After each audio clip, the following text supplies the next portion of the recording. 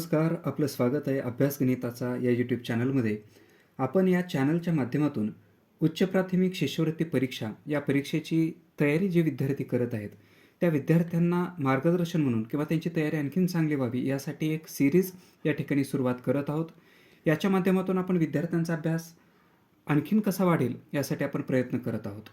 या सिरीजचा हा पहिला भाग आणि या भागाच्या माध्यमातून आपण संख्याज्ञानाची ओळख या ठिकाणी करून घेणार आहोत. संख्याज्ञान याच्या पहिल्या भागामध्ये आपण काय शिकणार आहोत तर यामध्ये समसंख्या, विषम संख्या, मूळ संख्या, सहमूळ संख्या, जोडमूळ संख्या, त्रिकोणी संख्या, संयुक्त संख्या आणि रोमन संख्या चिन्हे याबद्दलचा अभ्यास या व्हिडिओच्या माध्यमातून आपण करणार आहोत.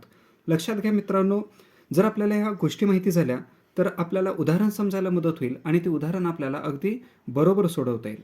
तर सुरुवातीला आपण पाहूया समसंख्या कशास म्हणायचं. तर पहा, ज्या संख्येला 2ने निशेष भाग जातो ती संख्या समसंख्या असते. 2ने निशेष भाग जातो म्हणजे काय? जर एखाद्या संख्येला आपण 2ने भागलं तर बाकी शून्य राहिली पाहिजे. बाकी जर शून्य राहत असेल तर आपण त्याला निशेष भाग गेला असं म्हणतो. तर समसंख्या कशी ओळखायची? तर त्या संख्येला 2ने निशेष भाग गेला पाहिजे म्हणजे पूर्ण भाग गेला पाहिजे. आणखीन आपल्याला समसंख्येबद्दल काय सांगता येतं तर समसंख्येचं जो एकक स्थान आहे, संख्येच्या एकक स्थानी जर 0, 2, 4, 6, 8 यापैकी अंक असेल तर ती संख्या समसंख्या असते. म्हणजे आपल्याला लक्षात काय ठेवायचे, एकक स्थान जरी आपण लक्षात घेतलं 0, 2, 4, 6, 8 यापैकी अंक जर एकक स्थानी असेल तर ती संख्या समसंख्या असते. आपण या ठिकाणी एक उदाहरण सोडून पाहूया. समजा आपण 12 ही संख्या घेतली. आता 12ला आपण 2ने भागून पाहूया. 12 भागिले 2 केलं, 2ने 12ला भागायचे, बेसख्ख 12. तर 12ला 2ने भागल्यानंतर बाकी किती राहिली? या ठिकाणी 0 राहिली. बाकी 0 राहिली म्हणजे काय झालं? या ठिकाणी निशेष भाग गेला. याचाच अर्थ 12 ही संख्या जी आहे ती समसंख्या आहे. आपण पाहू शकतो 12च्या एकक स्थानी 2 हा अंक आहे, त्यामुळे सुद्धा ही संख्या सम आहे असं आपण म्हणू शकतो. त्यानंतर जर आपण पाहिलं, पुढची संख्या आहे विषम संख्या. विषम संख्या कुणाला म्हणायचं तर ज्या संख्येला 2ने भागले असता बाकी 1 येते ती विषम संख्या असते. समसंख्येमध्ये बाकी 0 राहिली होती आणि विषम संख्येमध्ये बाकी मात्र 1 असते. आता विषम संख्येच्या एकक स्थानाचा जर विचार केला तर त्या संख्येच्या एकक स्थानी 1, 3, 5, 7 आणि 9 यापैकी 1 अंक असतो. याचे एक उदाहरण पाहूया आपण.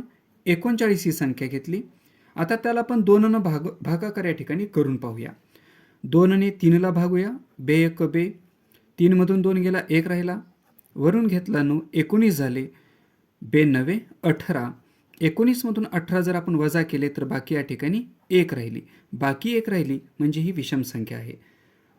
म्हणजे एकक स्थानाचा विचार करून सुद्धा आपण सम विषम संख्या ठरवू शकतो आणि त्याला 2ने भागून सुद्धा एखादी संख्या सम आहे का विषम आहे हे सुद्धा ठरवू शकतो. यानंतर या परीक्षेमध्ये मूळ संख्येवर आधारित सुद्धा बरेच प्रश्न विचारले जातात. तर मूळ संख्या नेमके कुणाला म्हणायचं? ज्या संख्येचे 1 व तीच संख्या हे 2च विभाजक असतात त्या संख्येला मूळ संख्या म्हणतात. याचाच अर्थ काय? एखाद्या संख्येला 1ने व त्याच संख्येने भाग जात असेल तर ती संख्या मूळ संख्या असते. आता आपण या ठिकाणी पाहत असाल की 1 ते 100 मधल्या मूळ संख्या या ठिकाणी देण्यात आलेल्या आहेत. तर 1 ते 100 मध्ये एकूण 25 मूळ संख्या आहेत. आपल्याला काय करायचे, या संख्या पाठ ठेवायचे जेणेकरून आपण कमी वेळामध्ये यावर आधारित प्रश्न सोडवू शकतो. 1 ते 100 मधल्या मूळ संख्या कोणत्या तर 2, 3, 5, 7, 11, 13, 17, 19, 23, 29, 31, 37, 41, 43, 47, 53, 59, 61, 67, 71, 73, 79, 83, 89 आणि 97 या 1 ते 100 मधल्या 25 मूळ संख्या आहेत. आपण जर या संख्येला भाग द्यायचा जर प्रयत्न केला तर या संख्येला फक्त 1ने आणि त्याच संख्येने पूर्ण भाग जातो, म्हणून अशा संख्यांना आपण मूळ संख्या म्हणतो. आता या ठिकाणी आपल्याला लक्षात काय ठेवायचं आहे, 1 ते 100 मधल्या मूळ संख्या पाठ करायचे आहेत. 1 ते 100 मधल्या लहान मूळ संख्या कोणती? 2 आहे. मोठी मूळ संख्या 97 आहे. या मूळ संख्येचं जर आपण बारकाईने निरीक्षण केलं तर आपल्याला असं लक्षात येतं की 2ला सोडून बाकी सर्व मूळ संख्या या विषम संख्या आहेत. 2 ही एकमेव मूळ आणि सम असणारी संख्या आहे, म्हणून 2 या संख्येला सममूळ संख्या असं सुद्धा म्हटलं जातं.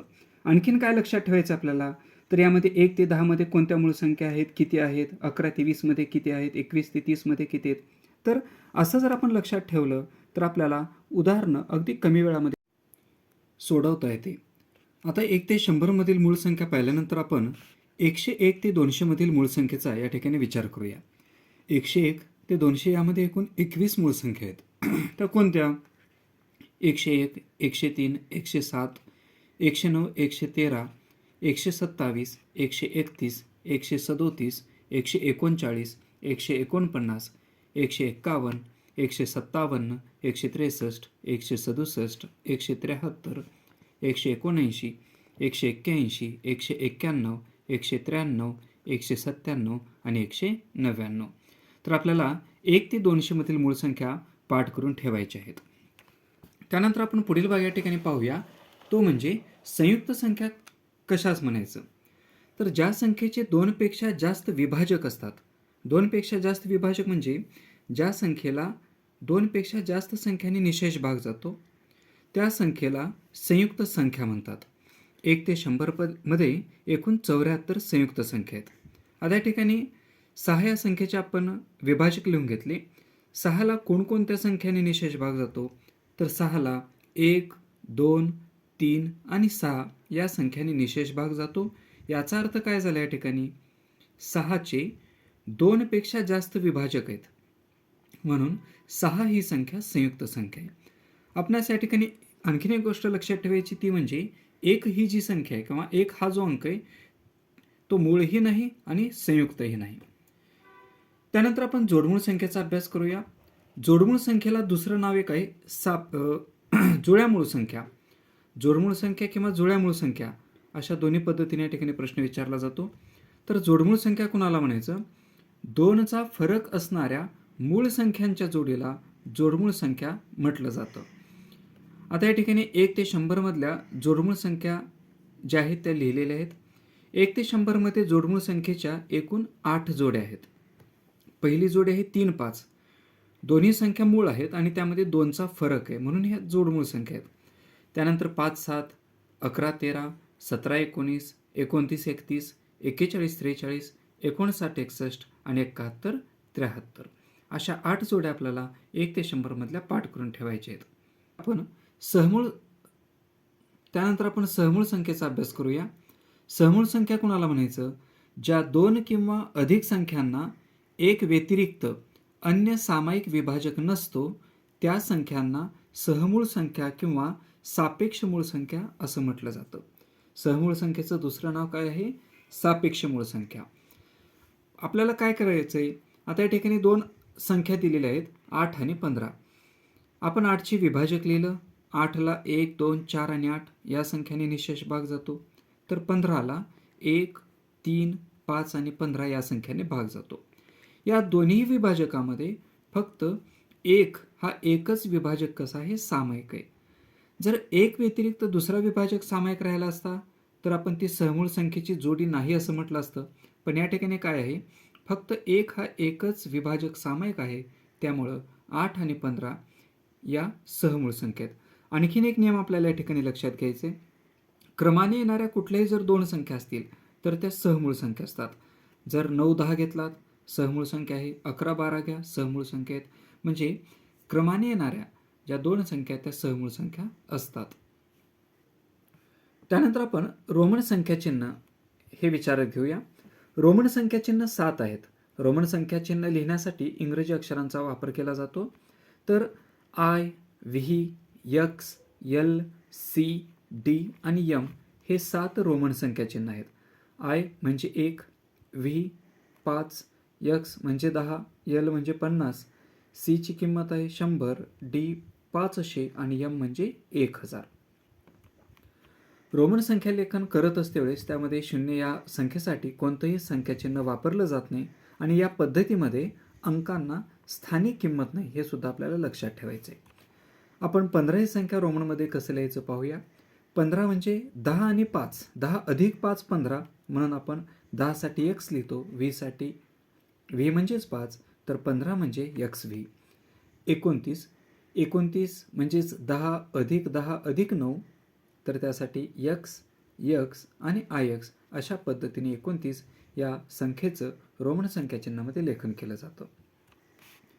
त्यानंतर त्रिकोणी संख्या.